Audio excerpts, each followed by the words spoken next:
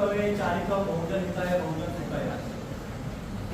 या अखंड विश्वाला सर्वप्रथम शांतीचा महामार्ग देणारे या जगातील सर्व उत्कृष्ट संघटक महाकाव्य तथागत गौतम बुद्ध, या अखंड भारत देशाचे एकमेव सम्राट प्रियदर्शी सम्राट अशोक, या महाराष्ट्राचे आराध्य दैवत ज्यांनी 18 पगड 12 बलुतेदार 6743 जातीला स्वराज्याच्या माळेत गुंफून हे स्वराज्याची स्थापना केली, हे विश्ववंदनीय छत्रपती शिवाजी महाराज।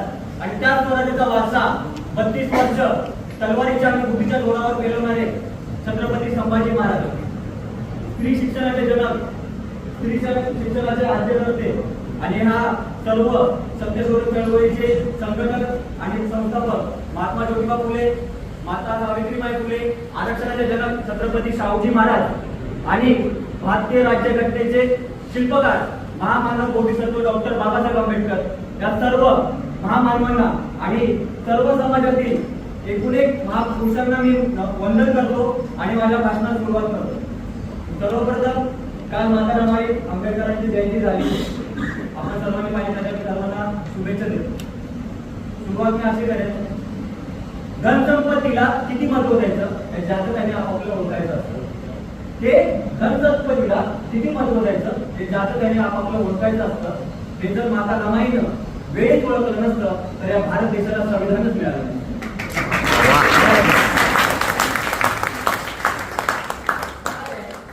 आपल्याला माता रमाई कसं सांगितलं जातं, माता रमाई पाठ्य शाळेमध्ये माता रमाई जागृती, माता रमाईने सगळं म्हणजे खूप कष्ट केले। पण एक विधी विद्यार्थी, लॉ स्टुडंट म्हणून मी एक माझ्या तल्लख बुद्धीने आणि एकदम जागृत विचाराने बुद्धीने मी विचार केला, मी बोलणार करणार असं तुम्हाला, मी फॅक्च्युअल बोलणार आहे, फॅक्च्युअल बोलणार की माता रमाई ही त्यावरती बोलण्यापेक्षा बाबासाहेबांची सपोर्ट सिस्टीम बोलू शकतात आणि हा पूर्ण भारत देशाच्या संविधान निर्मितीमध्ये आणि हा म्हणजे भारत देशाच्या बांधणीमध्ये माता रमाईचं एक खूप मोठं असणारं योगदान आहे। ते एवढं वर्ष विलुप्त राहिलेले, इतिहासाच्या पानामध्ये कुठे दडवून ठेवलेले, कारण की म्हणतात की माता रमाईकडे साडी नव्हती, ठीक आहे, पण एक धारवाडमध्ये तुम्हाला एक घटना सांगतो की माता रमाईने तुम्हाला एक उदाहरण देऊन सांगतो की एखादं महाविद्यालय चालवायचं असेल, एखादं स्कूल चालवायचं असेल, ते केवढा फाईन असतात, तुम्हाला माझे एक मेंटेन करायला किती फाईन असतात। धारवाड येथे कर्नाटक येथे माता रमाई त्यांचे प्रकृती ते वसतिगृह होता, त्या वसतिगृहामध्ये ना खूप विद्यार्थी शिकत होते, पण सारखं माता रमाई जेव्हा तिथे राहतात, गाव मारतात, बघतात काय झालं की पोरं अशी बघतात, अभ्यास करत असतात, उपाशी होते, माता रमाईचे लक्ष देतात। त्यावेळेस माता रमाईने ना लोकांचे दागिने असतात ना, दागिने ते मोडून त्या विद्यार्थ्यांना ते वसतिगृह लागले। म्हणजे माता रमाई बाबासाहेबांनी त्यांना खूप खूप काही असं दिलं होतं की त्या ह्याच्यावर माता रमाईने आपलं आयुष्य खूप सुखात काढलं असतं, पण माता रमाईने तर सॅक्रिफाईस ह्यासाठी केला की आपल्यासारखे जे विद्यार्थी त्या टायमाला जे ओळखून असतील त्यांचं शिक्षण कुठे आढळलं नाही पाहिजे। माता रमाईने एकदा डिबेट सांगतो तुम्हाला, हे सगळं फॅक्च्युअल आता हे सगळे कुठे सोशल मीडिया साईडला गमला आहे ते सगळं तुम्ही बघत असता, पण एक फक्त माझा बॅकअप रमाईबद्दल सांगायचं झालं तर माता रमाई बाबासाहेबांचे डिबेट आहे, म्हणजे असं त्यांचे आवाज राहायला म्हणताय की बाबासाहेब तुम्ही नेहमी समाजासाठी बोलत असता, बाबासाहेब तुम्ही नेहमी समाजासाठी बोलत असता, ते तुम्ही करतात तर याचा काय फायदा आहे। तर बाबासाहेब त्या टायमाला माता रमाईंना म्हणतात की रमा, आपला संसार आहे ना हा सोन्यासारखा असतो, त्याला कधी पण वितळून घडवता येतो, पण माझा समाज जो असतो ना तो एका हिऱ्यासारखा असतो, त्याला परत कधी घडवता येत नाही। त्यामुळे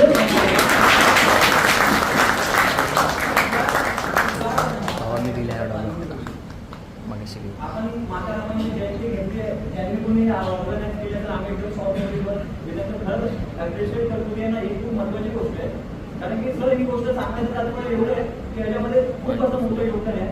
माता रमाईने ज्या टायमाला बाबासाहेब परदेशात शिकत होते त्या टायमाला ते रिटर्न येतात, त्यावेळेस माता रमाई नरेपार करायची घटना आहे, एका झाडाच्या मागे उभा असतात आणि त्यांची अंगावरची साडी बघून बाबासाहेब स्टेजवर ढसा रडले, कारण जेव्हा बाबासाहेब मॅट्रिक परीक्षा पास होतात त्याच्यापर्यंत शाहूजी महाराजांनी एक फेटा घेऊन केलं, माता रमाईने ना तिघडाची साडीवर तो फेटा अंगावर ना झाडा बघून बाबासाहेबांचा की बाबा काय चाललंय, आज अंगावर असं काढता येतो, आपली आई आज आपल्या म्हणजे समाजाची प्रगती एवढी आहे की आज आमच्या घरी आमची आईच्या साड्या जर बघायला गेल्या तर 20-20 हजाराच्या 15-15 हजाराच्या 5-2 हजाराच्या वरच्याच असतात. म्हणजे आज माता रमाई त्या काळामध्ये फाटल्या साडीने झालं म्हणून आज आपल्या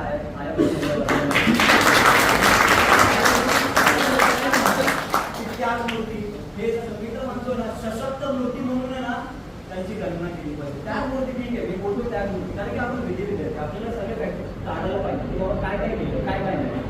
त्यानंतर गेलो आपल्याला जरा ताप आला तरी लहान असताना लहान बाळाचं आपल्या मुलं ताप जरी आला तरी त्याला आपण MBBS डॉक्टर घ्यायचा पण बाबासाहेब जन्म पडलेलं बाबासाहेबांच्या 4 मुलांना बाबासाहेबांना आपल्याकडे कुर्बान केली.